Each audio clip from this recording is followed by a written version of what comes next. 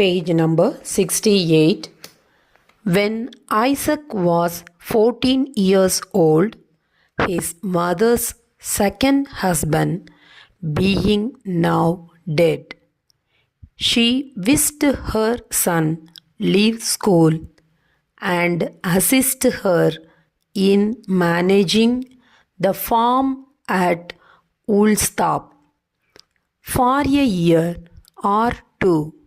Therefore, he tried to turn his attention to farming, but his mind was so bent on becoming a scholar that his mother sent him back to school and afterwards to the University of Cambridge.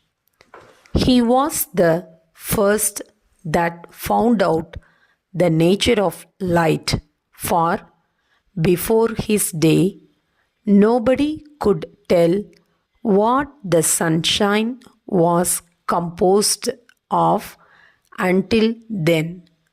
You remember, I suppose, the story of an apple's falling on his head, which led him to discover the force of gravitation and which keeps the heavenly bodies in their courses.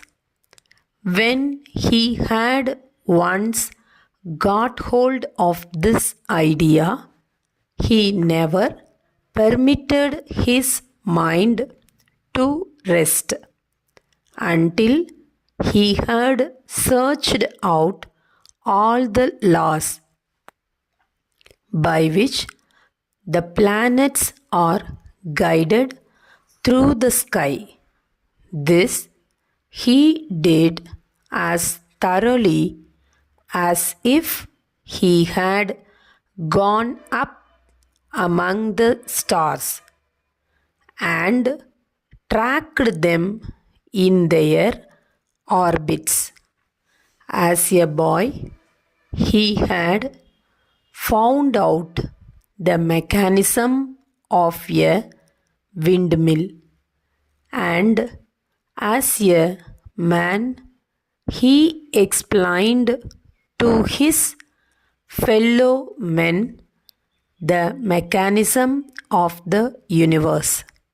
While researching, he was accustomed to spend night after night in a lofty tower, gazing at the heavenly bodies through a telescope. His mind was lifted far above the things of this world.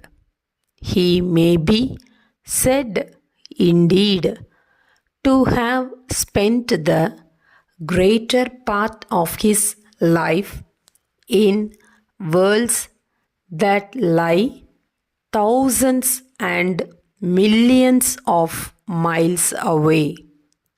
For where the thoughts and the heart are, there is our true existence. Newton lived to be a very old man, renowned thinker, and was made a member of parliament and received the honor of knighthood from the king. But he cared little for earthly fame and honors, and felt no pride in the vastness of his knowledge. All that he had learned only made him feel how little he knew in comparison to what remained to be known. I seem to myself like a child, he observed. playing on the seashore and picking up here and there a curious shell or a pretty pebble, while the boundless ocean of truth lies undiscovered before me.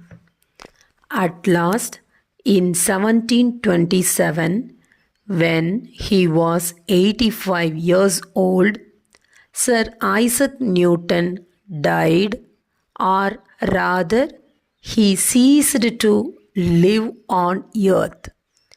We may be permitted to believe that he is still searching out the infinite wisdom and goodness of the Creator as earnestly and with even more success than while his spirit animated a mortal body.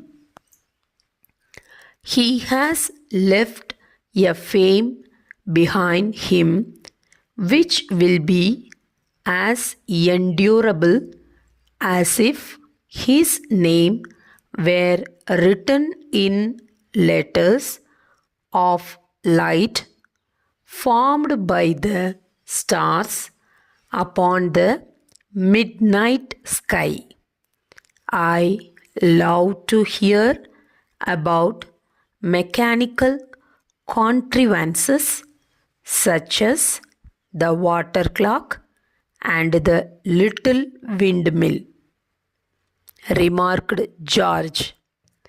I suppose if Sir Isaac Newton had only thought of it, he might have found out the steam engine and railroads and all the other famous inventions that have come into use since his day. Very possibly he might, replied Mr. Temple, and no doubt a great many people would think it more useful to manufacture steam engines than to search out the system of the universe. Other great astronomers besides Newton have been endowed with mechanical genius. There was David Rittenhouse, an American.